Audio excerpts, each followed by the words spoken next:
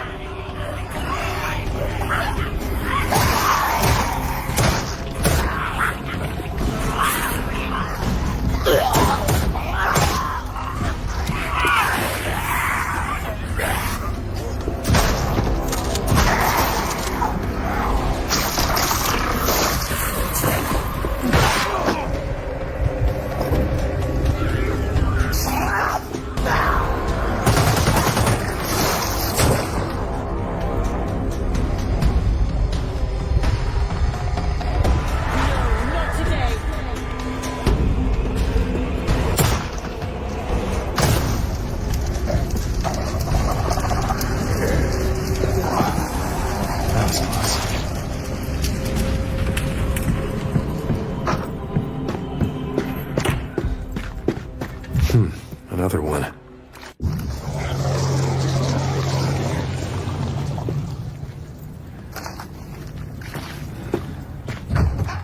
So that's how they unlock. Welcome, Pathfinder. You've been posted to Nostrandi, a remote island of frozen wilderness, recently thawed and open for the first time in recorded history. The ice has uncovered strange relics that radiate dream corruption, causing psychological symptoms in those exposed. To research its potential uses, Project Crimson Aurora was set in motion. As a new member of the 13th Strategic Logistics Company, you're the backbone of the operation, providing transport for the research stations across the difficult terrain, while you explore the area for anomalies and fulfill duties of rescue, supply, and remember your personal responsibility for your safety. The threats on the island, although beyond rational explanation, are to be taken seriously, as per the waiver and the agreement you signed. Fairy tales.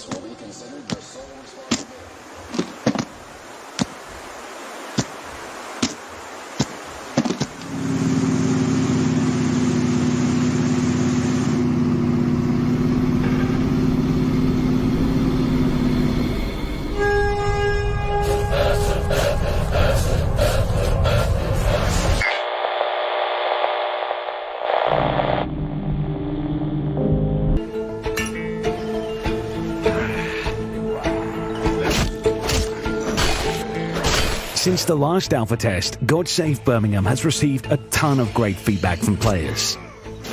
Weapons and combat are what you had the most to say about, so we've added content and made improvements to both.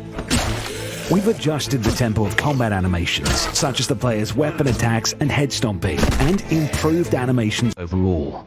We've also aimed to reduce friction by enhancing the responsiveness of controls.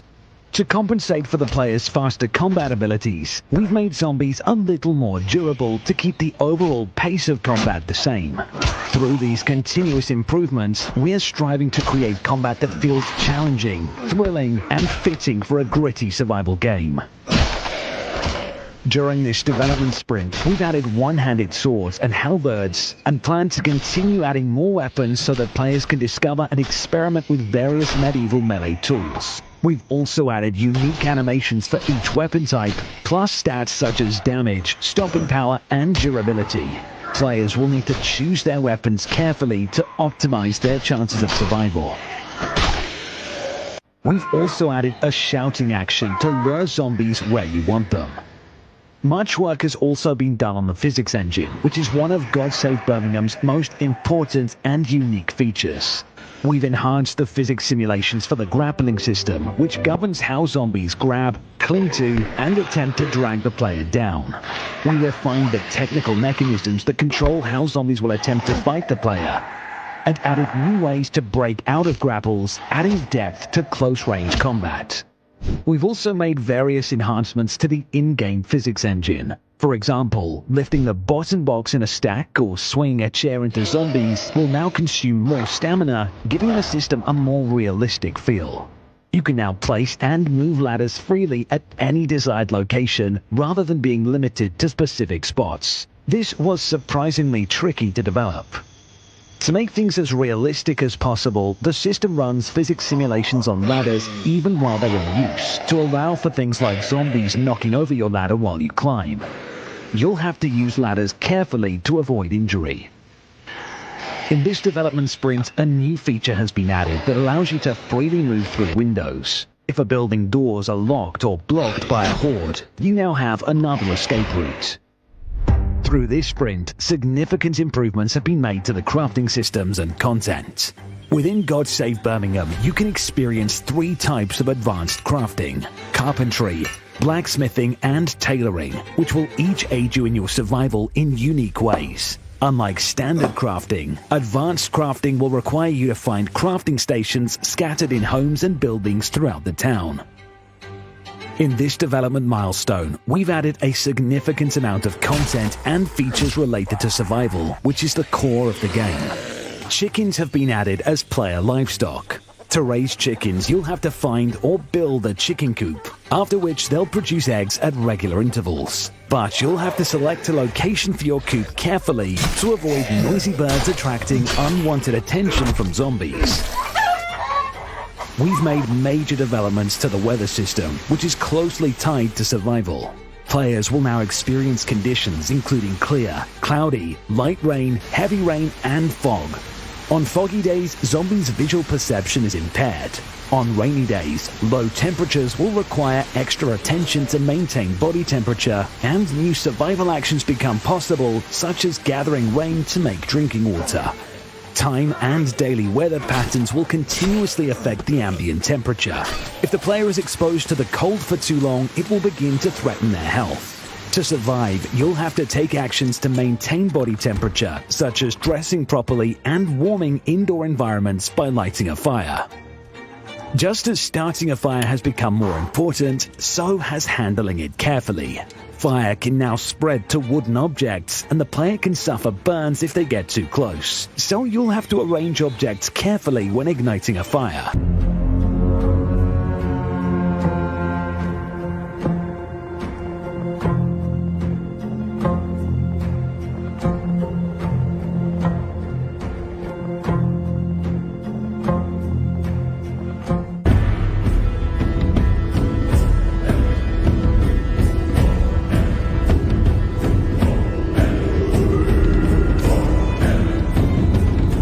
Alright, so Blight Survival has been sitting pretty quiet for a bit, and then out of nowhere the team just unloaded a massive wave of new info and gameplay clips all at once. Environments, weapons, the infection system, the mission structure, all of it. Basically everything fans have been asking about for months showed up in one go. It's the kind of update where you almost don't know where to start, because there's a lot here and none of it feels like filler.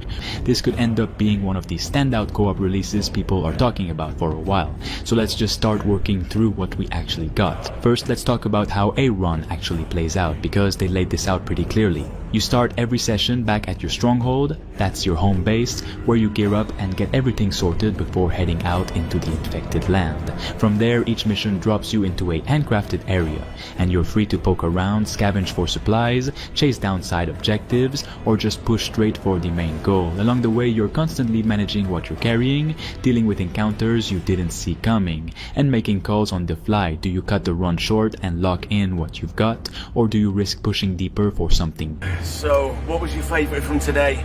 I liked the Alisol. What did you like about it? He's big and loud.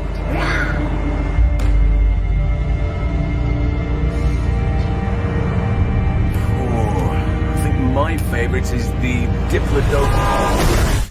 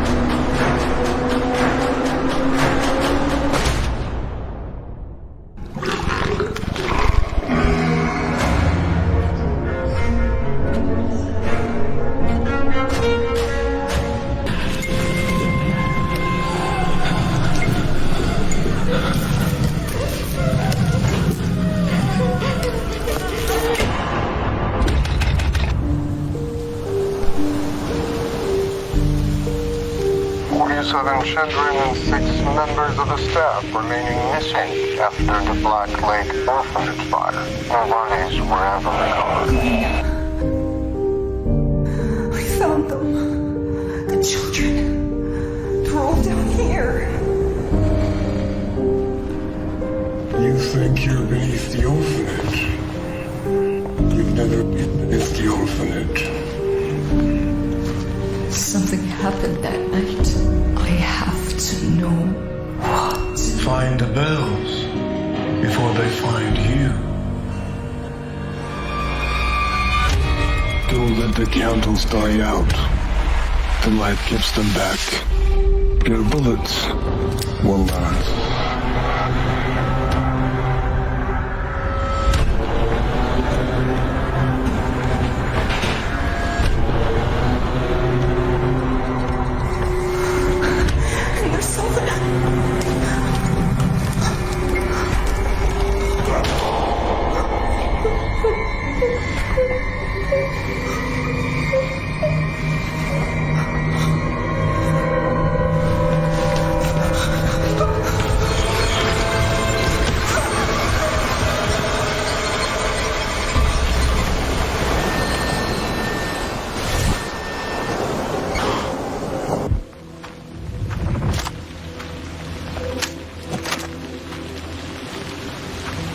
Stay quiet, or it'll hear us.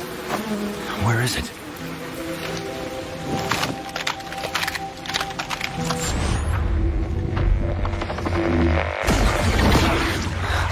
Damn, it's fast.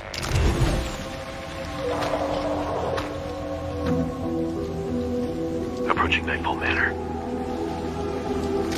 Stick to the plan. Stay on comms. Copy that. Moving out.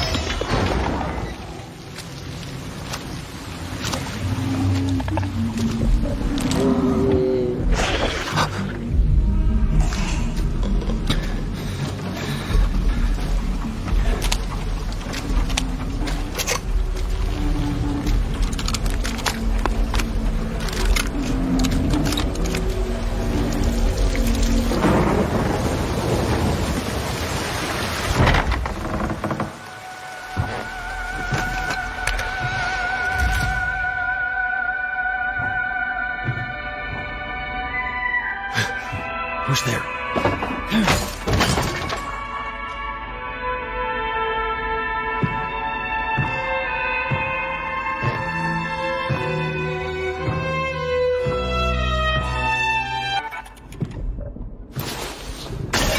We're under attack! Damn it. Shit! Hang in there, man!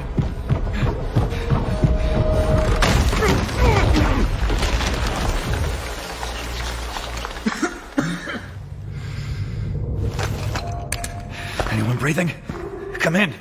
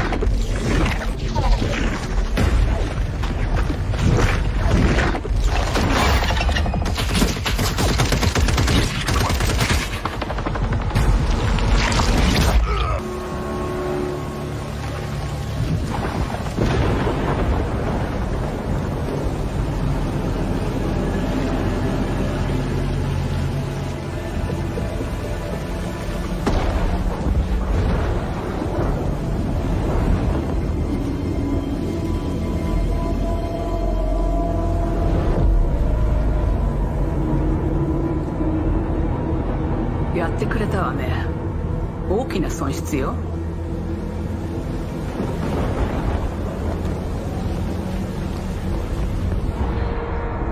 こんな失態を見逃す会社ではないの。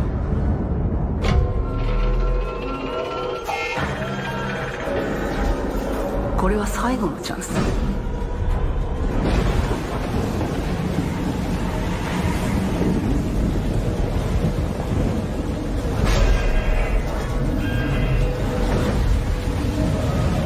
Do you understand? Yes. I understand.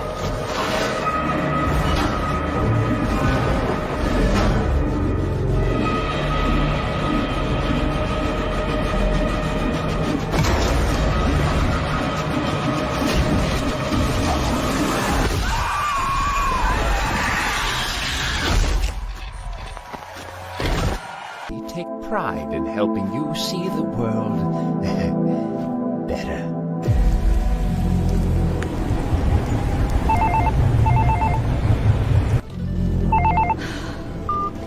Yeah, what is it? Well, he's your son. Why don't you take him? Ugh, fine!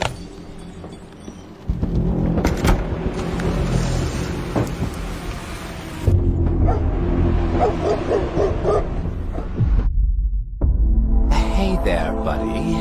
Welcome to Seawell Clinic. Why don't you hop up in the chair? Don't blink. It'll just take a second. Now look straight ahead at the balloon.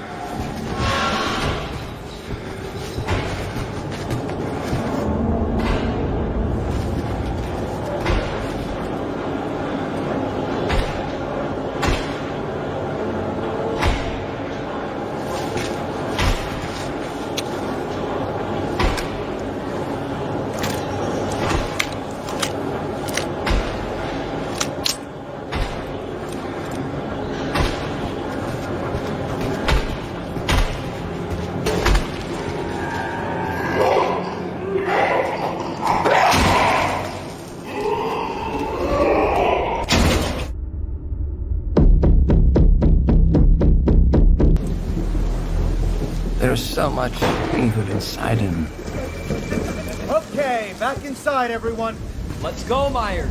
Fueled by his rage, I shudder to think what he might be capable of. Since when do they let them wander around? Myers is out. Secure the gate. I knew what would come next. Every soul unfortunate enough to cross Michael's path would suffer. No one knew of the evil that was walking among them. Unreasoning, relentless, evil. But sometimes I think the truth was something much more terrible.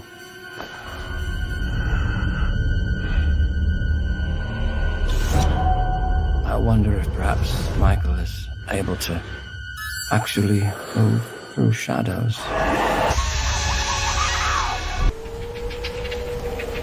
Remember, you must die. I heard those words once. And I refused to believe them. I clung to a fragile hope that eternity might be found here. Every room seems to hide a presence. I do not flee from death. I study it. I persist. I experiment. I begin to understand science, sorcery, heresy, all bleed into one.